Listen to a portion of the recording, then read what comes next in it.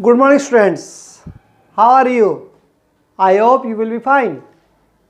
Yesterday we discussed some types of sets and definition of sets. What do you know about the sets? What is the sets? Do you know? What is the sets? Are you remember? Okay. I remind you. Set. What is the set? Set is the group of well-defined number. Set is the group of well-defined number.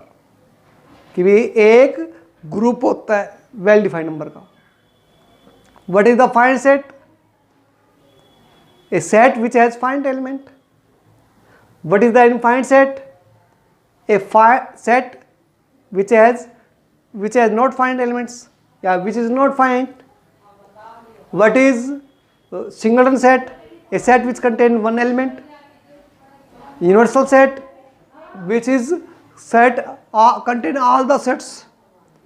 That is the called universal set. तो ये हमने बेटा कल पढ़े थे, previous video में हमने किया था ये. आज हम पढ़ने जा रहे हैं बेटा अदर टॉपिक्स ऑफ सेट्स. क्या? Cardinal number. Cardinal number. What is the cardinal number? The number of the elements of finite set. एक फाइनाइट सेट है, उसके अंदर कितने एलिमेंट की संख्या है उसको हम बोलेंगे cardinal number of the sets. जैसे फॉर एग्जांपल इसके अंदर 5 एलिमेंट्स हैं तो इसकी कार्डिनल नंबर कितना हो गया? n ऑफ a लिखते हैं इसको. n of a equal to 5.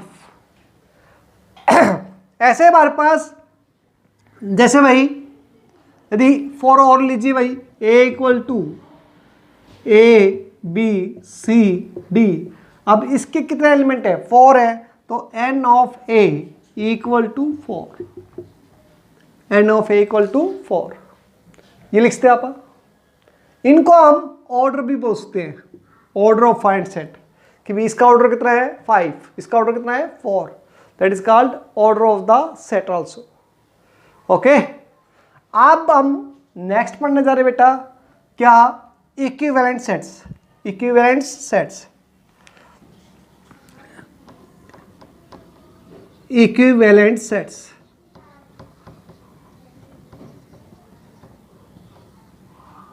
Two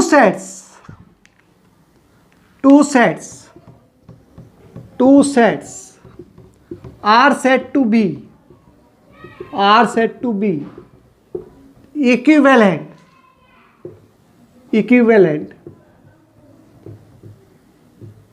if they have same order.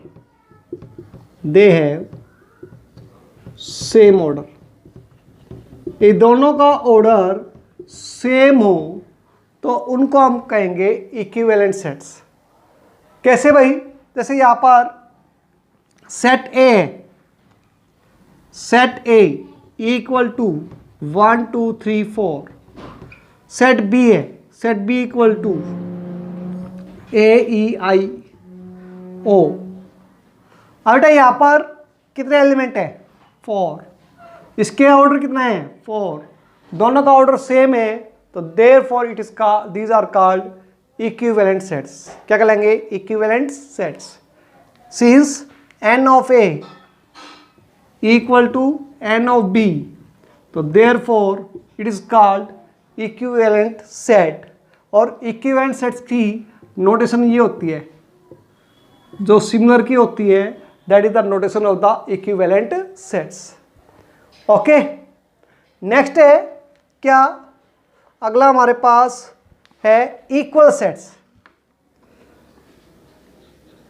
Equal sets. What is the equal sets? Two sets are said to B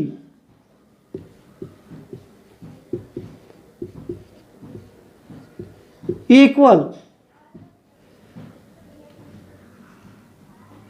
if they have same order as well as same element. भाई इनके order के साथ साथ element भी same हो। जैसे for example a equal to यहाँ पर 1 2 3 4 था, तो यहाँ पर बेटा ये 1 2 3 4 ही होना चाहिए। ये जैसे b ले लिया हमने 4 3 2 1, तो that is called equal sets. इनका ऑर्डर भी सेम है और एलिमेंट भी सेम है, ठीक है। तो these are called equal sets. Equal set की नोटेशन होती है a इक्वल टू बी, ये होती है a equal to B. Okay, जैसे बच्चे अब ये ध्यान रखना कि भी एक सेट में एक एलिमेंट केवल एक ही बार काउंट होता है। कैसे भाई? जैसे मान लिया ये सेट A है, सेट A है, इसको मैं 1 1 1 2 2 3 3 3 4 ऐसे लिख दूं, तो बेटा ये जो 1 है वो एक ही बार काउंट होगा, ये 2 3 4, यानी कि ये सेट इस सेट के इक्वल है। ये दोनों सेट क्या है? इक्वल है। ओके, क्यों? क्योंकि जैसे आप अपनी क्लास के अंदर लो, यदि आपका नाम राम है तो आप ऐसे लिखेंगे, एक नाम को आप 3 बार लिख दे, राम राम, रोल नंबर 1 भी राम, रोल नंबर 2 भी राम, रोल नंबर 3 भी राम, तो क्या वो तीनों अलग अलग हो गए स्टूडेंट? नहीं भाई, ठीक है। तो ये 3 सेपरेट स्टूडेंट होने चाहिए, यानी कि इसका मतलब ये हो गया कि ये एक ही बार काउंट होता है, दोबारा काउंट नहीं होता। ये अलग बात है, उनको हम आगे पीछे लिखते हैं, जैसे यहाँ लिख रखा है, ठीक है। तो ओके, आप इसको कर लीजिए, लिख लीजिए, फिर आगे करवाते हैं।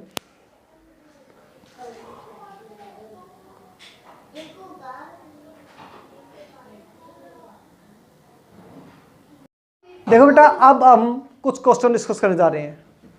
देखिए इन क्वेश्चनों को, जैसे 2 4 6 8 है, इसको हमने सेट बिल्डर फॉर्म में लिखना है। तो सेट बिल्डर फॉर्म में लिखते हैं, तो एक तो यही बेटा, इसको लिखते हैं आप क्या, x such that x equal to 2 4 6 8, क्या है ये? 2 का मल्टीपल है, 2 1 2 2 4 2 3 6 2 4 8 2 5 10 ऐसे। तो जिसका मल्टीपल हो वो लिखेंगे 2 और कुछ लिख देंगे, कुछ भी अल्फ़ाबेट। हमने n लिख दिया, 2n for all n belongs to, कहाँ स्टार्ट है भाई ये? नेचुरल नंबर, नेचुरल नंबर ऐसे लिखते हैं आप। देखो बेटा, यदि ऐसा ना लगे भाई, आपको कंफ्यूजन लगे, तो देखो 2 4 6 8 ये क्या है? एपी है। एपी का आपने एनाटर्म निकालना सीख लिया। क्या होता है एनाटर्म? एपी का एनाटर्म क्या होता है? ये होता है a plus n minus 1 into D, a plus n minus 1 into D. A कितना है यहाँ पर? 2 प्लस n माइनस 1, डी कितना है? 2, तो क्या है? 2 प्लस 2n माइनस 2, 2 से 2 कैंसिल, कितना आ गया? 2n। तो ऐसे लिख दीजिए आप, x equal 2n। For all कहाँ से शुरू है? ये नेचुरल नंबर से शुरू है। यदि आप आए, नेचुरल नंबर कहाँ से शुरू होता है? कल बताया था हमने 1 से, तो 1 रखोगे तो 2 आ जाएगा, 2 रखो तो 4 आ जाएगा, 3 रखो तो 6 आ जाएगा, सो ऑन चलता रहेगा। तो that is the set builder form. जैसे अगला क्वेश्चन देखिए बेटा, ऐसे इसको देख लीजिए, यहाँ पर ये कितना है? 6 प्लस n माइनस 1, डी कितना है? 4, तो 6 प्लस 4n माइनस 4, तो 4n प्लस 2 आ गया। अब यहाँ पर तो हमें 2 का मल्टीपल दिख रहा था, अब यहाँ पर 2 का मल्टीपल तो है लेकिन सीरियल वाइज तो नहीं है, तो टिपिकल बन जाएगा। तो इसी तरीके से ये एपी का रूल लग जाएगा। तो आप ऐसे कैसे लिखेंगे? x such that x equal to 4n plus 2। अब फॉर ऑल, ये फॉर ऑल का साइन होता है बेटा, फॉर ऑल, फॉर ऑल उल्टा ये बोलते हैं ना, फॉर ऑल के लिए साइन होता है। तो 4n प्लस 2। अब यहाँ पर हमारे पास n बिलोंग्स टू क्या है? Natural number. ये तो इतना हो गया, फिर आगे बेटा क्या है, क्या करना हमने, यहाँ पर ये तो इन्फिनिटी सेट था, चलता रहा था ऐसे, लेकिन यहाँ पर ये फाइंड सेट है, तो कितने एलिमेंट है, 1 2 3 4 तक है, तो n की value less than equal to 4, ये कंडीशन लगाइए। क्योंकि देखो 4 रखोगे, 4 4 जा 16, 16 2 18, ऐसे आएगा हमारे पास। ओके, यहाँ समझ में बेटा, यहाँ पर तो इन्फिनिटी सेट था ना, तो हमने यहाँ आगे नहीं लिखा, लेकिन ये फाइंड सेट है तो ये ऐसे चलता रहेगा, 4 तो कंप्लीट हो जाएगा। जैसे और देखिए आप, ये ऐसे एपी बन जाएगा। एपी में देखो क्या, अब वही ए कितना है यहाँ पर 0 प्लस n-1, डी कितना है 3, तो ये आ गया 3n-3, 3n-3, तो ये आ जाएगा हमारे पास, क्या आएगा आंसर इसका, थर्ड पार्ट का आंसर। थर्ड पार्ट का आंसर है देखो,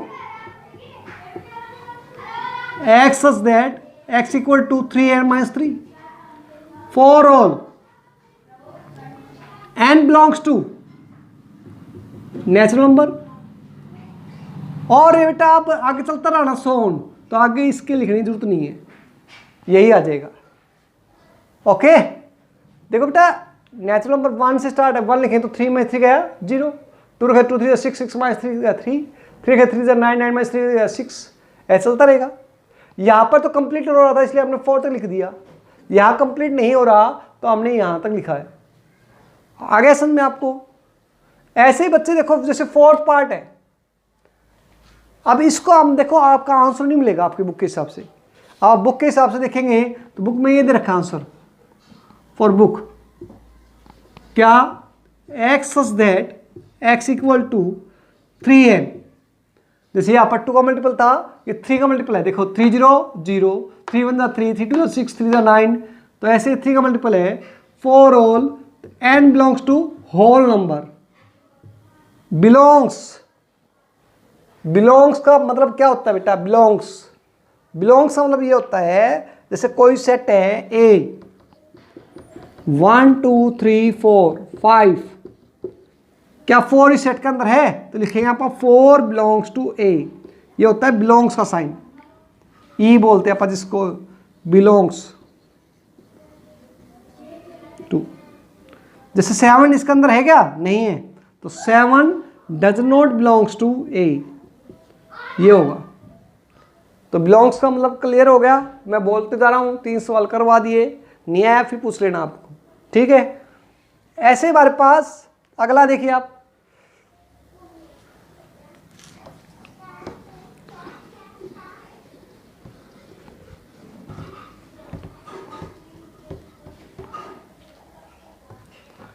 वन बाई 4, 1/8, 1/16, 1/32, 1/64 है। अब थोड़ा ध्यान दीजिए बेटा, अब यहां पर तो एपी नहीं है, 4 2 जा 8, 8 2 जा 16, 16 2 जा 32, ये तो जीपी है। तो थोड़ा और ध्यान दें, तो ये किस फॉर्म में, देखो बेटा 1/2, 1/2, 1/2, 1/2, 1/2, तो हम क्या लिखेंगे, x such that x equal to, ये 1 1 तो सेम है हर एक में, तो 1 में 2 की पावर, ये पावर रिपीट हो रही है, चेंज हो रही है, तो जो चेंज हो रही है उसको हमने n लिख दिया।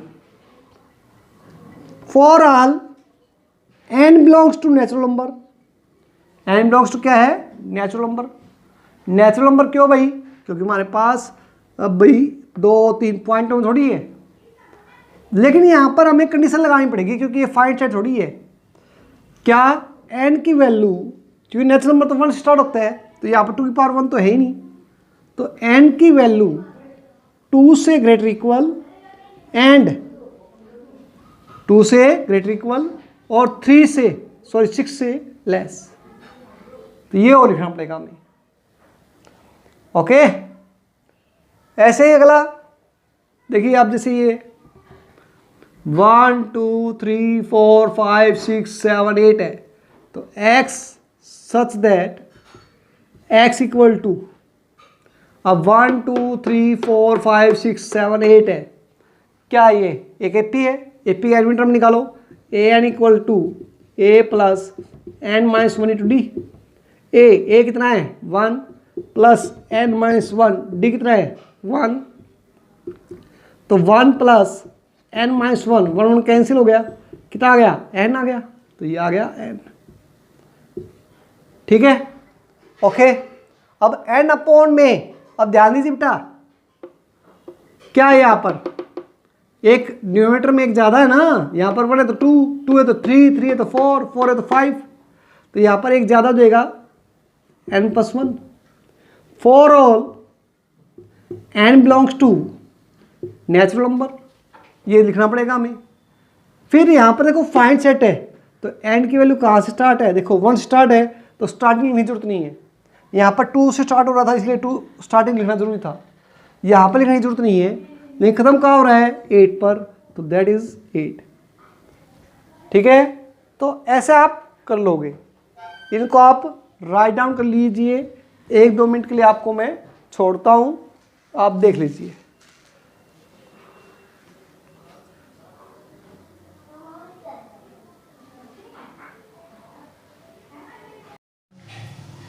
देखो बच्चे, अब हम थर्ड क्वेश्चन डिस्कस करते हैं।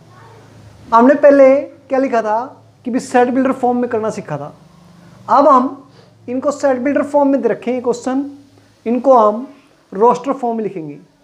तो जैसे ये है set of all letters in the word algebra, तो अलजेब्रा में ये वर्ड है, तो अब इसको हमने रोस्टर फॉर्म में लिखना है।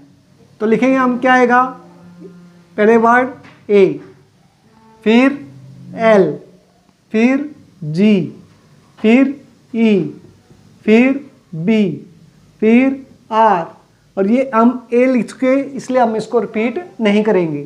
तो दैट इज, ये आ गया, ये रोस्टर फॉर्म में हो गया। कितने वर्ड हैं इसमें, 1 2 3 4 5 6, तो 6 वर्ड है, तो यानी कि इसके ऑर्डर कितना हो गया 6। ओके, नेक्स्ट बेटा, set of all positive integer which are common factor of 30 and 45। जो 30 और 45 के कॉमन फैक्टर हों वो बताने हमने। और इंटीजर, इंटीजर क्या होते हैं, कल बताया था आपको कि the collection of number, all number with negative numbers is called integers. अब बेटा यहाँ पर 30 और 45 का करना है हमने, तो 30 और 45 का कैसे करोगे आप, पॉजिटिव इंटीजर है तो कैसे करोगे भाई, देखिए आप, पॉजिटिव इंटीजर, एक तो 1 तो होगा ही होगा, 2 क्या इसमें आता है, नो, 3 यस दोनों में आएगा, 5 यस। भाई 30 और 45 के कौन फैक्टर लेने हैं हमने, तो 30 का फैक्टर ले लो, जैसे 30 का फैक्टर लो, क्या आता है 1, यानी किस किस टेबल में आता है ये, 2 3 5 6 10 15 30, ऐसे 45 देखो किस किस टेबल में आएगा, 1 3 5 9 और 15 और 45। अब इन दोनों में कॉमन फैक्टर लेना बेटा, तो कॉमन फैक्टर देखो कौन सा है, एक तो दोनों में 1 है, एक क्या है 3 है, एक 5 है, और एक कौन सा है 15। तो यही मैं लिखने जा रहा था, 1 3 5 एंड क्या आएगा 15। तो दैट इज द आंसर कि दोनों के ही फैक्टर में होगा हमारे पास। ओके, ऐसे हमारे पास अगला है set of all prime number which are even. Prime number क्या होते हैं, पहले ये पता होना चाहिए आपको, what is the prime number, what is the prime number, है ध्यान आपको, a prime number which has only 2 factor, जिसके केवल 2 ही फैक्टर होते हैं, या पर हिंदी में बोल दें एक नंबर जो केवल 1 और इटसेल्फ डिवाइड हो, उसको हम प्राइम नंबर बोलते हैं। जैसे for example 2 3 5 7 11 13, these are the example of the prime number. 1 prime number नहीं होता भाई, ना 1 प्राइम होता ना ही कंपोजिट होता है, 2 से स्टार्ट होते हैं हमारे पास। तो ऐसा प्राइम नंबर जो इवन भी हो, तो केवल 2 ही होता है जो प्राइम नंबर भी है और इवन भी है। ओके, नेक्स्ट है, अब x सच दैट x ऐसी वैल्यू है जो दोनों सेट को कंडीशन करता हो, सेटिस्फाई करता हो, यानी कि x की वैल्यू 3 भी हो और x स्क्वायर इक्वल टू 4 भी हो। ऐसा कोई एलिमेंट है जो दोनों कंडीशन को सेटिस्फाई करता हो? नहीं होता भाई। जैसे यदि आप 3 से रख दें, 3 जा 9, 9 इक्वल टू 4, क्या 9 4 के इक्वल होता है? नहीं होता। तो ऐसा कोई भी एलिमेंट नहीं है जो दोनों को कंडीशन को सेटिस्फाई कर दे। तो इस सेट को हम क्या बोलते हैं बेटा? Empty set. क्या बोलते हैं भाई इसको? Empty set. A set which contain no element. कल एग्जांपल दिए थे हमने, जैसे 1947 से पहले भारत के प्रधानमंत्री की संख्या बताओ, या गवर्नमेंट गर्ल्स में कितने बॉयज पढ़ते हैं वो बताओ। यानी a set which contain no element, तो जिसके अंदर कोई एलिमेंट ना हो। तो इसकी नोटेशन क्या कल बताई थी हमने? 5, या ऐसे ब्लैंक छोड़ दो आप, तो that is called empty set. ऐसे यहां पर x ऐसी वैल्यू बताओ जो तीनों को सेटिस्फाई करता हो, यानी कि रियल नंबर भी हो, तो रियल नंबर में तो सारे आ जाएंगे। फिर ये यहां पर क्या आ रहा है? x की वैल्यू कितना आ रही है? 2, और यहां पर x की वैल्यू स्क्वायर की वैल्यू 9, 2 रखो, 4 इक्वल टू 9 आ रहा है क्या कोई वैल्यू जो 4 इक्वल टू 9 दे? नहीं दे भाई। तो देयरफॉर ये भी क्या हो गया? एम्प्टी सेट हो गया। तीनों कंडीशन सेटिस्फाई होनी चाहिए थी भाई, तीनों कंडीशन सेटिस्फाई होगी तभी होगा। ऐसे बच्चे यहां पर क्या x is a integer such that 6x square minus 5x plus 4 equal 0। अब आप इसके फैक्टर कीजिए भाई। इंटीजर क्या होते हैं? पूरे पूरे नंबर होते हैं, जैसे 0 + 1 + 2 + 3 -1 -2 -3, कंप्लीट नंबर होना चाहिए, पॉइंट वाइज नहीं होते इंटीजर। अब इसके फैक्टर करो भाई, आप फैक्टर करोगे आप, देखिए 6x स्क्वायर, 6 4 जा 24, प्लस का साइन है तो इसका क्या होना चाहिए? ऐड इसके इक्वल होना चाहिए भाई। तो आ रहा है कुछ 6x स्क्वायर प्लस -5x + 4, ये आ रहा है भाई? कोई भी नहीं आ रहा। देखिए कभी आपने स्टेटमेंट गलत उतार दी हो, 6x स्क्वायर, हाँ स्टेटमेंट गलत है भाई, प्लस 5x -4 है। अब आ जाएगा फैक्टर का डिफरेंस इसके इक्वल आना चाहिए। तो भाई 8 3 24, 8 में 3 गया 5, यस। तो इसके फैक्टर कर लोगे आप, 6x स्क्वायर बड़ा प्लस का तो ग्रेटर क्या आएगा? प्लस का आएगा, 8x -3x -4 equal to 0। Factor कीजिए इसको आप, 2x को लीजिए 3x + 4, -1 को लीजिए 3x + 4 इक्वल 0। एक्स वैल्यू कितने आएगी? -4/3 और 1/2। क्या ये इंटीजर है? No, it is not integer. तो इंटीजर नहीं है तो बेटा, तो इसका भी क्या होगा? ये होगा एम्प्टी सेट। इसका आंसर क्या आएगा? Empty set 5। यदि ये इंटीजर होते ना बेटा तो वही आंसर आ जाता, क्योंकि दोनों कंडीशन सेटिस्फाई होनी चाहिए।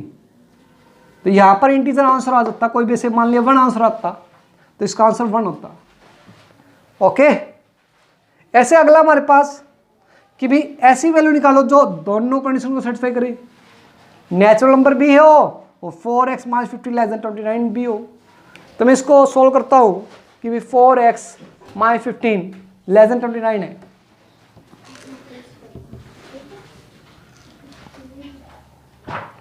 सोल्व करता हूं मैं, तो इसको सोल्व कीजिए। 4x < 29 + 15 कितना आएगा? 44। x < 11। तो x की वैल्यू नेचुरल नंबर हो जो 11 से लेस हो, तो क्या क्या होगा हमें नंबर? याद देगा 1 2 3 4 5 6 7 8 9 10, that is the answer. Okay, ऐसे ही हमने ये लिखना बेटा, x इज इंटीजर हो और जो -1/2 से 4.5 से कम हो, तो क्या होगा? इंटीजर हो जो हाफ मतलब क्या होगा? 0.5, तो 0.5 से 4.5 तक हो, तो क्या होगा भाई? 0 0 1 2 3 4, that is the answer. Okay, तो आप इनको राइट डाउन कर लीजिए। Okay, thank you. Stay home, stay safe.